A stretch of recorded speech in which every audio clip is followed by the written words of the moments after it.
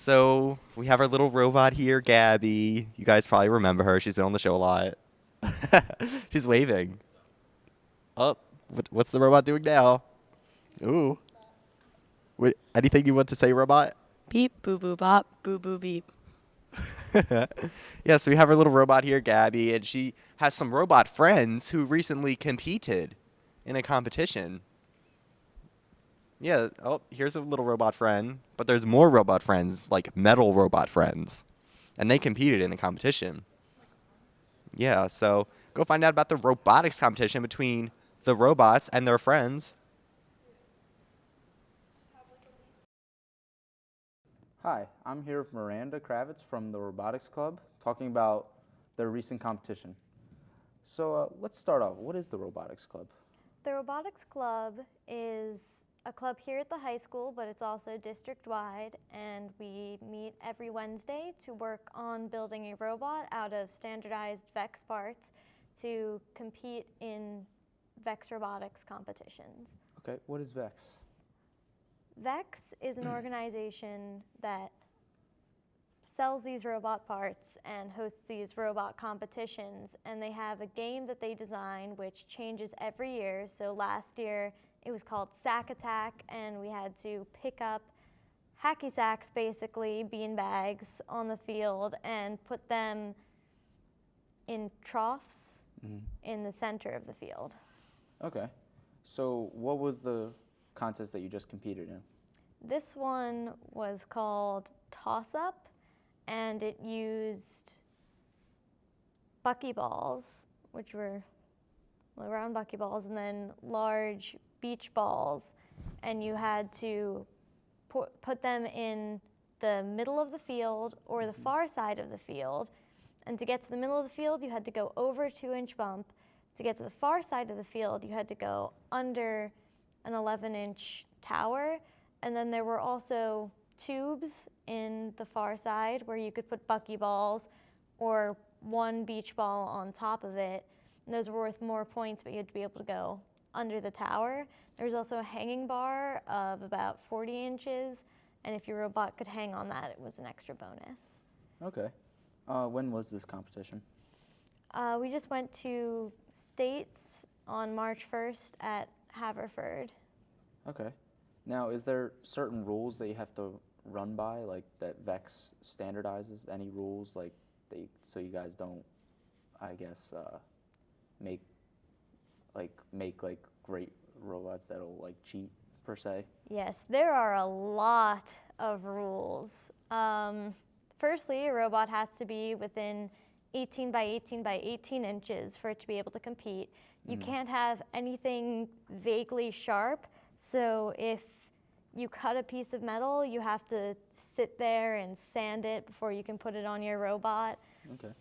Your robot can't be like excessively defensive, so it's possible to make a robot that just expands and keeps anything from moving on the field. You can't do that. You can't pin another robot or trap it on the field. You have to be able to see the robot cortex. You have to, there are a lot of rules. So how are these competitions scored? Are they scored differently each time, or is there like a standardized scoring sheet? Well, since each game is different, each game has its own scoring rules. So this year, any balls that were in the middle zone at the end of the game were worth 1 point. Any buckyballs in the far zone, the scoring zone, were worth 2 points, and large balls were worth 5 points. Buckyballs in the tube were worth 5 points, and a big ball on top of the tube was worth 10 points. Hanging had a different score, like low hanging was 5 or 10 points, and then high hanging was more than that. And then if you hung with a big ball on your robot, it was worth even more.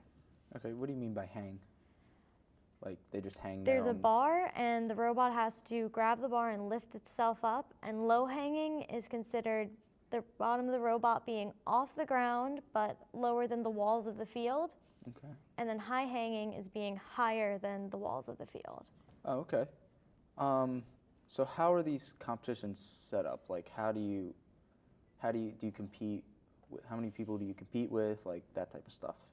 Well, first there's a period of time where you do qualification matches.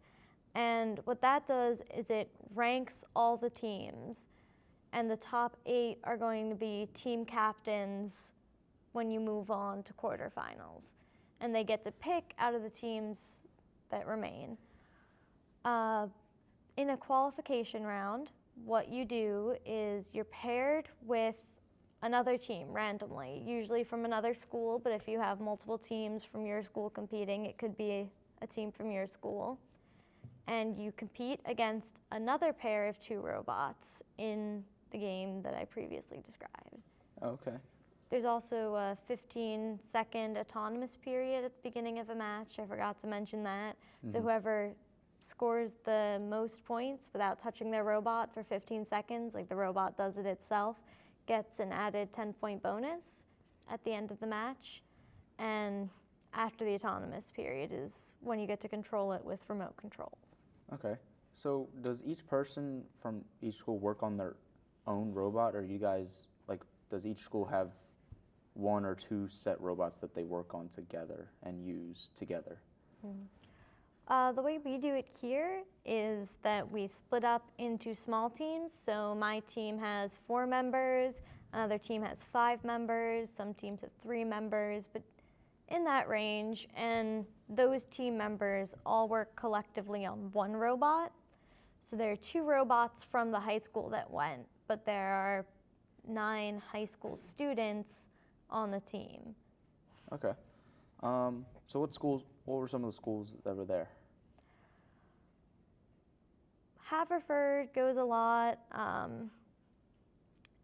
Delaware County Christian School. We usually actually know them by their team numbers and names more so than the school they're actually from. So I can tell you 80 was there, 81 was there, 169 was there, DocBots were there, Vexmen were there, 777s were there. Do you know about how many schools were there in total?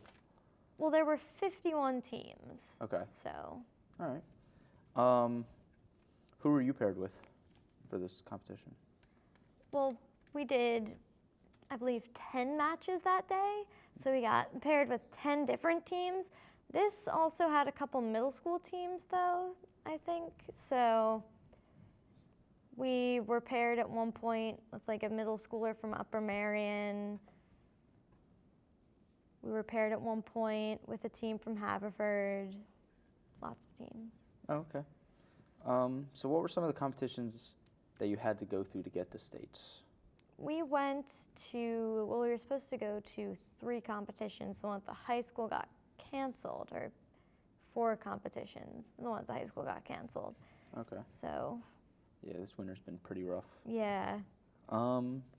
What kinds of awards are you given? Like, are they standard like trophies that you put in like a special trophy case when you get back, or? Yes, how's it? they're these little metal Vex trophies that are given out.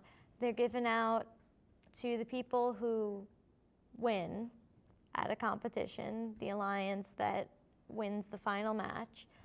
They're given to the team that wins the Excellence Award, which means that that team got a high score in every other award category. There's the Design Award, which is how well your robot was documented and how creative your design is.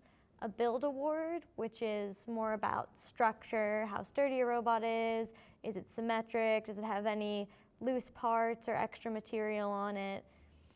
There's also awards for people who win in the skills competition for driver control and programming, which is a separate field where you can just go up, sign up, and you put just your robot on the field and try to score points. There's also, depending on what competition you go to, a sportsmanship award and a judges award or an amaze award. Okay. Have you guys been to states before? This is actually the first state competition that Vex has ever held. Okay. Well, not Pennsylvania's, but this is the first year that VEX has had state competitions. Normally there was just registered competitions that schools signed up for and got a spot with VEX. And then people who did well at those competitions automatically got a place at world championships. Okay. So why do they have states now? Why did they suddenly change? Did they tell you why? I don't think they told us why, but I think it can be assumed, since there are fewer spots for Worlds now, that it was becoming too large of a competition. Okay. So have you ever been to Worlds? Like, I have not. Some of my teammates have, though. okay. And who's normally at Worlds, like each year? Well, it's schools from countries all over. The country I've heard the most about is China. Apparently they do well. Where's Worlds normally at? It's in California. Okay. Now, how do you plan to prepare to get to Worlds? We're out of the competition for the season. The season is over and we are not going to Worlds. In the future, my teammates, I think they're looking to get more build time wherever possible. There's also a lot of talking to people from other schools and seeing what works and what doesn't work. So a lot of learning how to build the robot has gone into this year. Okay, so are you going to try and help your younger teammates get to Worlds somehow? Like just give them tips for the future? That type Yeah, of this stuff? year we actually did a lot of mentoring the middle school teams, and next year I've been told that I'm welcome back to help mentor the high school and middle school teams while I'm at college. Okay. And it does really help. We've had mentors come in previously who had done robotics before. One's named Andrew, one is Craig, and they'll come around and answer questions we have about how we can fix problems with our robots. Okay. Well, is there anything else you'd like to add? No, I think that's it. All right, well, thank you for being here. I'm here with Miranda Kravitz from the Robotics Club talking about the recent competition. Now back to the Eagle's Eye.